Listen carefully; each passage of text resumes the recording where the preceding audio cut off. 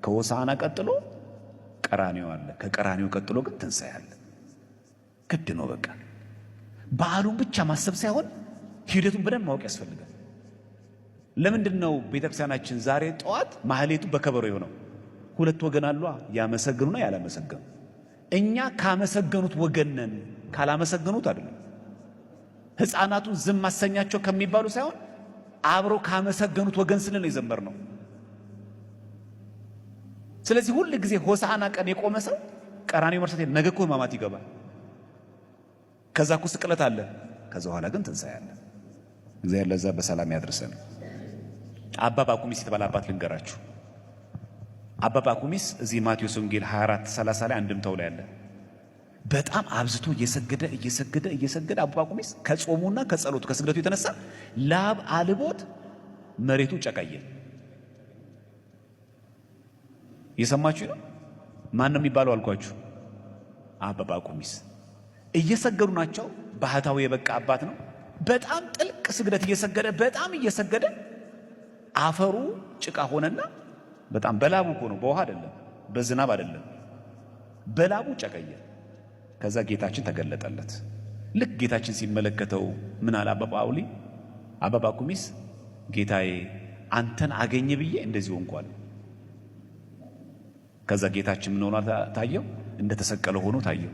እኔም እንኳን አንተን አድን ብዬ እንዲተሰቀያለሁ አለ። ወይ ሲል መስቀሉን ሲያዩ ቀራንዮን ሲመለከተው ኧረ ገና ነኝ ብሎ መስገድ ጀመረ። አሁን እኛም እንደዛ ነው። አሁን እኛ ጋር የበቃ ሰው ቢኖር እኔ በቤተ ክርስቲያን ያየሁት መከራ ብለህ ብታወራ ለእግዚአብሔር ብዬ እኮ ነው ሁሉ ዋጋ የከፈልኩት ስራዬን ትቼ ምን ትቼ ብለህ የምናወራውን እግዚአብሔር ቢመዝነው እንደ አባ ባኩሚስ አፋችን ነው የሚያስይዘን። ልክ የተሰቀለውን መድኃኒዓለም ክርስቶስ ሲመለከት ወይ ገና ነኝ ለካ አለው። እሱ እኮ ምን ብሎ የተናገረው? አንተን አገኘ ብዬ እንዲህ በስግደት ጾምና በጸሎት ፈለግኩ አለው። እኔ ሳንተን አድን ብዬ ተሰቅዬ የለ እንዴ? ለሁላችን እግዚአብሔር አምላክ ማስተዋልን ያድለን። ስለዚህ ዘመናዊነት ማለት ነው በወቅት በጊዜ ከሚደርስብን መከራ ይልቅ መድኃኒዓለም ክርስቶስ ለኛ የከፈለውን ዋጋ እያዩ ይሄንን መከራ መናቅ ማለት ነው። ቤተክርስቲያን የምታስበው እንደዛ ነው። ምንም መከራ እንክፈል፣ በማህበርም እንሆን፣ በሰቤትም እናገልግል፣ በአብነት ትምህርትም እናገልግል፣ ቤተ ክህነትም እንግባ፣ በአውደ ምሕረትም እናገልግል፣ በየትኛውም መዋቅር እንግባ፣ እኛ የምናየው መከራ በሙሉ ቢመዘን መድኃኒዓለም ክርስቶስ ከከፈለው ዋጋ ጋር አይነጻጸርም። እንደኔ የቆመ ያለው እንዳቱ የውድቀት መጀመሪያ ይሄ ዘመኑ ዋጁት ማለት ያ ቀራንዮን ማየት ይገባል። እስኪ ጳውሎስን እንመልከተው እንዴት እንዳየ መከራ። ሁለተኛ ቆሮንቶስ 11:23 ላይ ምን አለ ጳውሎስ መሰላችሁ? እንደውም አለ እንደ እብድ ሰው ላለው አለ ጳውሎስ። እንደ እብድ ሰው ላለው ካለ በኋላ እኔ ይበልጣለሁ አለ። በድካም አብዝቼ፣ በመገረፍ አብዝቼ፣ በመታሰር አትርፌ፣ በሞት ብዙ ጊዜ ሆንኳል። አይሁድ አንድ ሲጎድል 40 ግርፋት 5 ጊዜ ገርፉኛል። 40 ከተገረፈዋል እስራኤላውያን እንደምታውቁት አይሁድ 41ኛ አይገረፍም። ተሳስተዋል ብለው እየደጋገሙ 40 ሚሊዮን 40 አልሞላም ደግመ ትክክል አልቆጠርክም ያሉት 5 ጊዜ ገረፉኝ አለ ጳውሎስ። 3 ጊዜ በበትር ተመተዋል። ስንት ጊዜ? 3 ጊዜ። አንድ ጊዜ በድንጋይ ተወገርኳል። መርከቤ 3 ጊዜ ተሰበራል። ሌሊትና ቀን በባህር ውስጥ ኖርኳል። ብዙ ጊዜ በመንገድ ሄድኩኛል። በወንዝ ፍርሃት፣ በወንበዴዎች በኩል ፍርሃት፣ በወገኔ በኩል ፍርሃት፣ በአሕዛብ በኩል ፍርሃት፣ በከተማ ፍርሃት፣ በምድረ በዳ ፍርሃት፣ በባህር ፍርሃት፣ በውሸተኛ ወንድሞች ፍርሃት ነበረብኝ። በድካምና በጥረት ብዙ ጊዜም እንቅልፍ በማጣት በራብና በጥም ብዙ ጊዜም በመጦም በብርድና በራቆትነት ነበርኳል። ገድለ ጳውሎስ አረይታል። የቀረውን ነገር ሁሉ ሳልቆጥር ዕለት ዕለት የሚከብድብኝ የአብያተ ክርስቲያናት ነገር ነው። እስቲ ይህን በሉ። የቀረው ነገር ሁሉ ሳልቆጥር በሉ። ዕለት ዕለት የሚከብድብኝ የአብያተ ክርስቲያናት ሁሉ ሐሳብ ነው። በቃ ቤተ ኦርቶዶክሳዊ ማለት ይሄ ነው።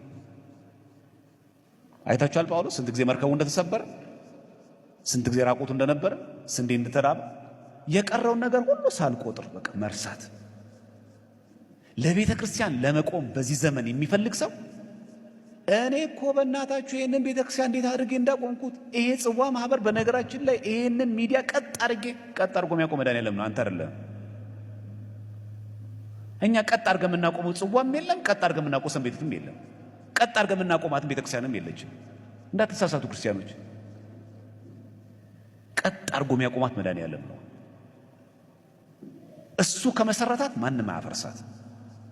እንዳትሳሳቱ። ዋጋ ከፍለን ሊሆን ይችላል ማለት ያለብን የቀረውን ነገር ሳልቆጥር። ሁሌ የሚያሳስብኝ አብያተ ክርስቲያን ነገር የተቀበለው መከራ በጣም ብዙ ነው፣ አልቆጠረውም ማለት ኦርቶዶክሳዊ ማለት ያ ነው።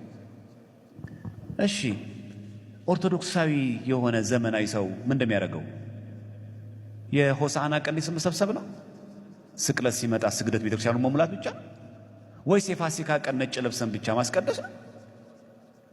መላ ዘመንን በተጋድሎ መኖር ማለት ነው። እኛ እንዲህ ነን። አንዳንድ ጊዜ ታውቃላችሁ፣ የሆነ ጊዜ ማዕበል ሲነሳ ያው ሚዲያ ስለምንወድ እንደምታውቁት ሆ ብለን የሌላ አስቀዳሽ እንሆናለን። የሆነ ሰሞን እንደኛ ኪዳን የሚያደርስ የለም፣ እንደኛ አስቀዳሽ የለም፣ እንደኛ ገዳማት የሚጓዝ ሰው የለም። የሌለንም በቃ የሆነ ጊዜ ደግሞ እልም ያደርገናል። የሆነ ጊዜ ሞባይላችን ውስጥ ያለው ዘፈን ዲሊት እናደርገውና የሆነ ጊዜ ደግሞ ዳውንሎድ፣ የሆነ ጊዜ ቤተ ክርስቲያን የማንጠፋ የመጨረሻ ከበሮ መቺ፣ የሆነ ጊዜ ደግሞ ናይት ክለብ ያደርገናል። ቀደም ወንድማችን በዝማሬም እንዳስታወሰን ጌታችን መድኃኒታችን ኢየሱስ ክርስቶስ ለገብረ መንፈስ ቅዱስ እንደሆነ ቃል ይከባለት ተአምረ ኢየሱስ ላይ ያለ ምዕራፍ 43 ላይ አሁንም ወዳጄ ገብረ መንፈስ ቅዱስ ያለ መድኃኒታችን ኢየሱስ ክርስቶስ የምትፈልገውን ሁሉ ለምነኛል።